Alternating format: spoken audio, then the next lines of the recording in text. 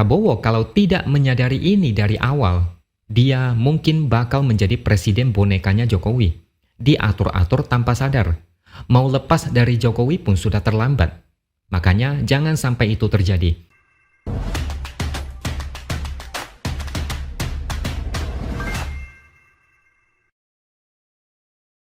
Halo, bertemu lagi dengan saya, X Hardy di Opini Siward.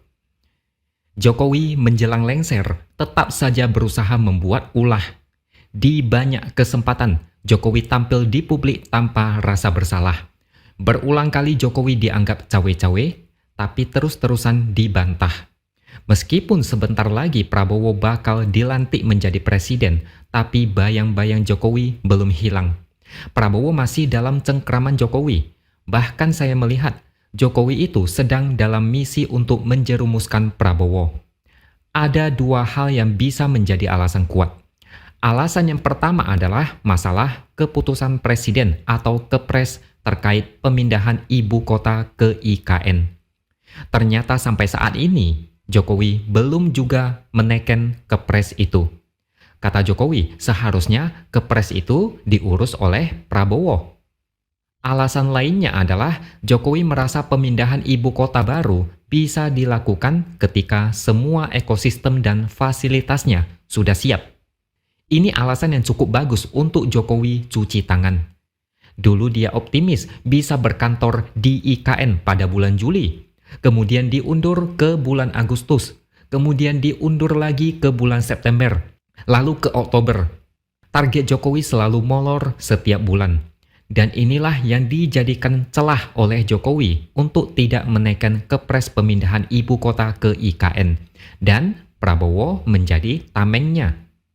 Sebenarnya, publik sudah cerdas dan merasa ada sesuatu di balik ketidakmauan Jokowi menerbitkan kepres.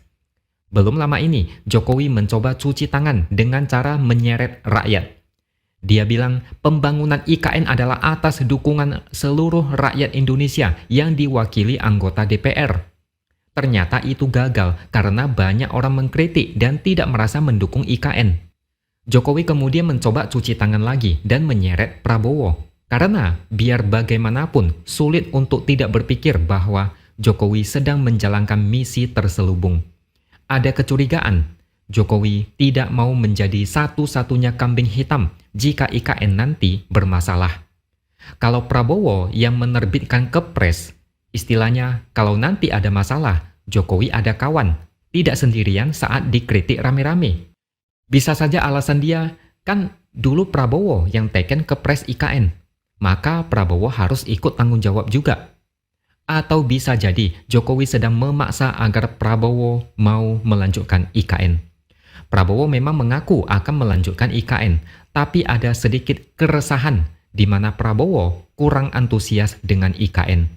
Biar bagaimanapun, Prabowo punya program andalan yang mau dia jalankan, terutama program makan gratis, dan itu butuh biaya super besar. Melanjutkan IKN pasti akan memperlambat program makan gratis. Ketika Prabowo yang menerbitkan kepres, maka mau tidak mau dia yang harus melanjutkan. Mungkin ini cara Jokowi supaya Prabowo terikat dengan IKN dan secara halus memaksa Prabowo supaya tidak bisa mundur. Terus banyak pendukung Jokowi yang bilang, ini wajar karena Jokowi sudah mau pensiun. Seharusnya tidak boleh lagi melakukan manuver politik yang strategis. Kalau begitu, kita lanjut ke alasan kedua. Kalau memang Jokowi dianggap tidak perlu cawe-cawe soal IKN karena sudah mau pensiun, kenapa Jokowi masih sibuk soal nama calon pimpinan KPK? Ini dua hal yang bertolak belakang. Beberapa hari lalu, Masyarakat Anti Korupsi Indonesia atau MAKI menyebut Presiden Jokowi dilarang mengirim 10 nama calon pimpinan dan anggota Dewas KPK periode 2024-2029 ke DPR. Larangan itu ternyata ada dalam putusan MK karena dulu ada yang melakukan uji materi. Artinya, hasil pansel calon pimpinan dan Dewas KPK adalah kewenangan Prabowo. 2 hari sebelum itu, pansel sudah mengumumkan 10 calon pimpinan KPK yang lolos tahapan wawancara dan tes jasmani. Dan nama-nama mereka sudah diserahkan kepada Jokowi. Kalian lihat sendiri perbedaannya. Untuk IKN, Jokowi serahkan ke Prabowo. Untuk calon pimpinan KPK, Jokowi masih boleh mengurus. Masuk akal tidak?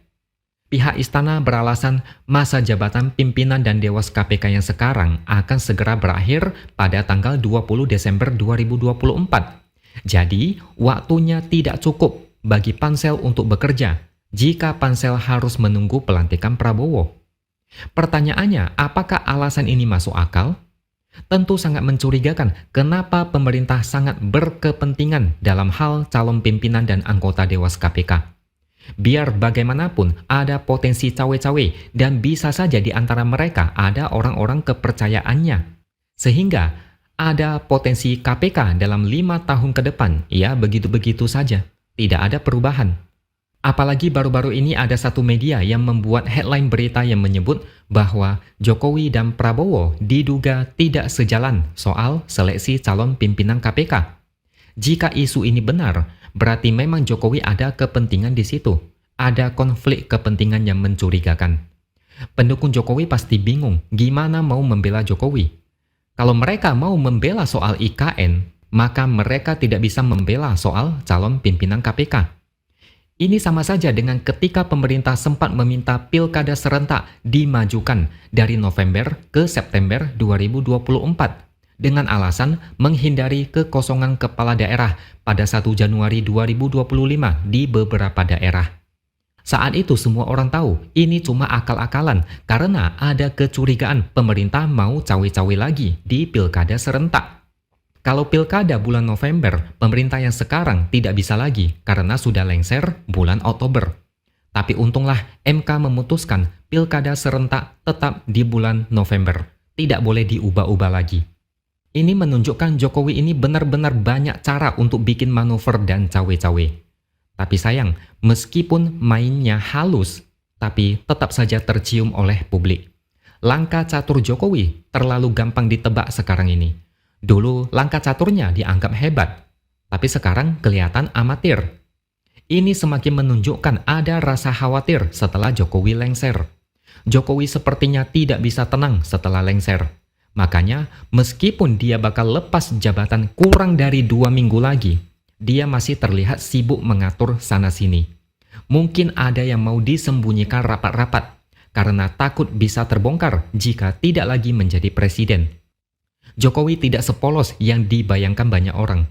Narasi kesederhanaan yang dibangun Jokowi selama ini berhasil membuat banyak orang terbuai, terutama masyarakat yang masih belum melek politik atau masyarakat menengah ke bawah. Mereka itu tinggal disiram bansos, maka mereka bakal memuji Jokowi setinggi langit. Tidak peduli Jokowi punya agenda terselubung atau tidak. Makanya saya berkali-kali bilang, Prabowo kalau tidak menyadari ini dari awal, dia mungkin bakal menjadi presiden bonekanya Jokowi. Diatur-atur tanpa sadar. Mau lepas dari Jokowi pun sudah terlambat.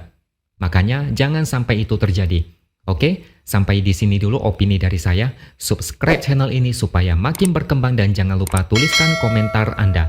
Terima kasih sudah menonton dan sampai jumpa lagi di lain kesempatan.